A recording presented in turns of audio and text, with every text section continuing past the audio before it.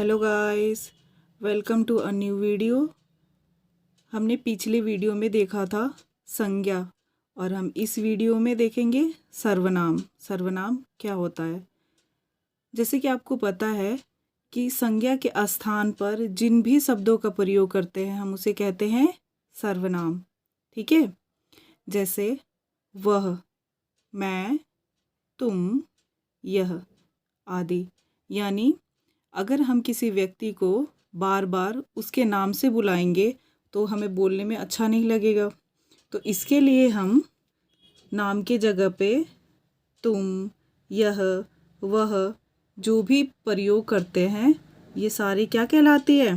सर्वनाम। हिंदी में कुल 11 सर्वनाम हैं। ठीक है, कितने सर्वनाम हैं? 11। अब हम सर्वनाम के प्रकार देख लेते हैं। सर्वनाम के मुख्य रूप से 6 प्रकार होते हैं।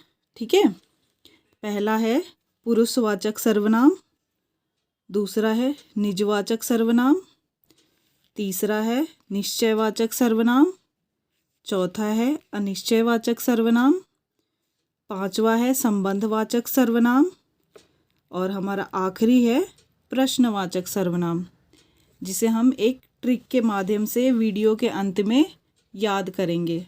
ठीक है, जो हमारा पुरुषवाचक सर्वनाम होता है इसके आगे चल के 3 रूप हो जाते हैं। ठीक है, पहला रूप है उत्तम पुरुष, दूसरा है मध्यम पुरुष और तीसरा है अन्य पुरुष। उत्तम पुरुष मतलब जो व्यक्ति कुछ बोल रहा है वो उत्तम पुरुष हो जाएगा। जैसे मैं ये आपको बता रही हूँ, आपको ये सिखा रही हूँ, तो मैं ये उत्तम पुरुष के कैटेगरी में आऊँगी। वैसे ही आप सुन रहे हैं तो आप मध्यम पुरुष में आएंगे। और हम अगर बात करते हैं दो लोग जिसके बारे में किया जाता है तो हम उसे कहते हैं अन्य पुरुष। तो हम पहला सर्वनाम देखेंगे। ठीक है, तो हमारा पहला सर्वनाम है पुरुषवाचक सर्वनाम। इसकी हम परिभाषा देख लेते हैं। वे सर्वनाम शब्द जो पुरुष स्त्री के बदले में आते हैं पुरुषवाचक सर्वनाम कहलाते हैं।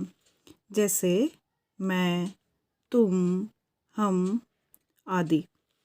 ठीक है, पुरुषवाचक सर्वनाम के हमने पहले ही देख लिया था कि इसके 3 रूप होते हैं।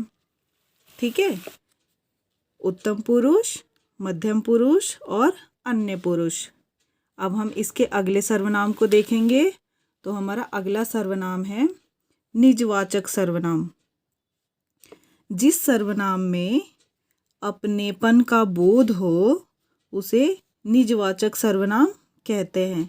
अपनेपन यानी अपना।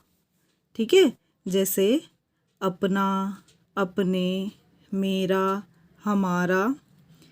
अब हम इसके कुछ वाक्य देख लेते हैं।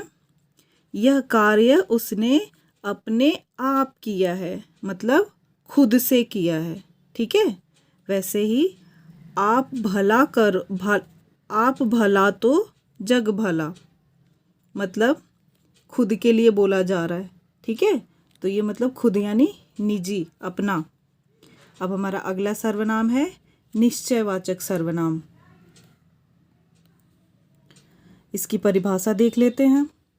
जिस सर्वनाम में किसी बात और वस्तु का बोध निश्चय भाव प्रकट करे तो हम उसे कहते हैं निश्चयवाचक सर्वनाम। जैसे यह हमारी कलम है। हमारी मतलब मेरा। यह मैंने केला नहीं खाया क्योंकि यह सड़ा था, मतलब केला नहीं खाया, वो मेरे पास ही था भले ही वो सड़ा हुआ था। हमारा अगला सर्वनाम है अनिश्चयवाचक सर्वनाम। इसकी परिभाषा देख लेते हैं। जिस सर्वनाम में किसी बात और वस्तु का निश्चय भाव प्रकट ना करे उसे हम अनिश्चयवाचक सर्वनाम कहते हैं। जैसे कुछ, कोई, ज़्यादा इत्यादि। जैसे इसकी कुछ वाक्य देख लेते हैं। राम ने आज कुछ नहीं खाया, मतलब कुछ का बोध हो रहा है, हमें तो ये पता नहीं है ना। ऐसे ही कोई आया है, कौन आया है ये तो हमें पता नहीं है ना इस वाक्य से। ठीक है, तो हमारा अगला सर्वनाम है संबंधवाचक सर्वनाम। इसकी परिभाषा देख लेते हैं। जिस सर्वनाम शब्द का दूसरे सर्वनाम शब्द से संबंध हो उसे हम कहते हैं संबंधवाचक सर्वनाम। जैसे जो दो सर्वनाम को, मतलब दो वाक्यों को एक साथ जोड़े। जैसे हम इसके कुछ वाक्य देख लेते हैं। जो परिश्रम करेगा उसे फल अवश्य मिलेगा। इसमें जो और उसे एक दूसरे वाक्य को जोड़ने में मदद कर रहे हैं। जैसा करोगे वैसा भरोगे, इसमें ये बात है कि जो जैसा करता है उसको वैसा ही मिलता है, लेकिन जैसा और वैसा ये दोनों वाक्यों को जोड़ने का काम कर रहे हैं। ठीक है, तो ये कौन सा सर्वनाम हो जाएंगे? संबंधवाचक सर्वनाम। हमारा अगला है और आखिरी सर्वनाम है प्रश्नवाचक सर्वनाम। जिस सर्वनाम का प्रयोग किसी प्रश्न के लिए किया जाए उसे हम कहते हैं प्रश्नवाचक सर्वनाम। जैसे क्या, कौन, किसे